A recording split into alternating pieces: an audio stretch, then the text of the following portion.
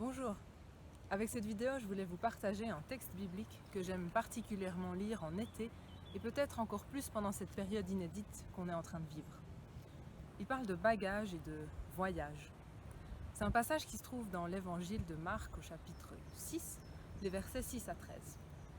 Après avoir suivi Jésus pendant un certain temps, voilà qu'il envoie ses amis, les disciples, deux par deux en mission. Pour cela, il leur donne quelques consignes et une en particulier. Il leur ordonne de ne rien prendre pour la route, sauf un bâton et pour chaussures des sandales. Ces bagages sont plutôt très minimalistes. Les disciples partent donc sans sac, sans argent, sans habit de rechange, sans nourriture pour la route, sans bouteille d'eau, juste avec des sandales et un bâton.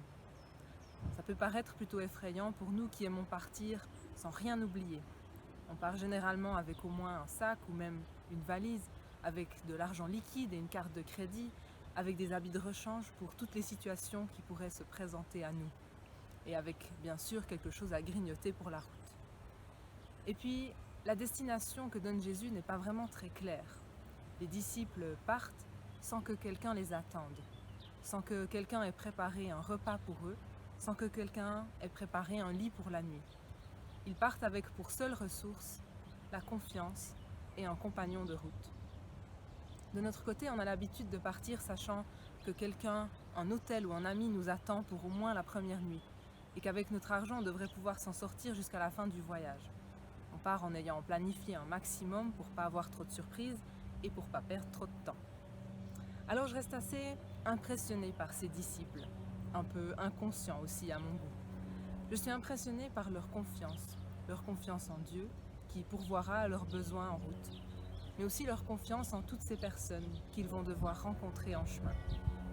Oui, qu'ils vont devoir rencontrer, parce que s'ils ne cherchent pas le contact, ils n'ont aucune chance de survie. Ils ne pourront donc pas se promener seuls avec leur guide de voyage, ils vont devoir ouvrir les yeux, être attentifs et faire confiance même à des inconnus. Alors qu'on vit une période encore remplie d'incertitudes, qu'il est devenu difficile de faire des projets à moyen long terme, ce texte plein de défis me rappelle cette confiance que Dieu accompagne et pourvoit.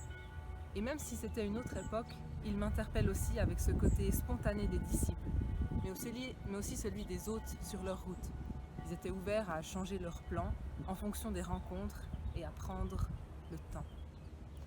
Alors qui sait, si on les imite, peut-être qu'on aura aussi la chance de rencontrer des anges, comme le disait un autre passage. Je vous souhaite un été léger, rempli de belles rencontres.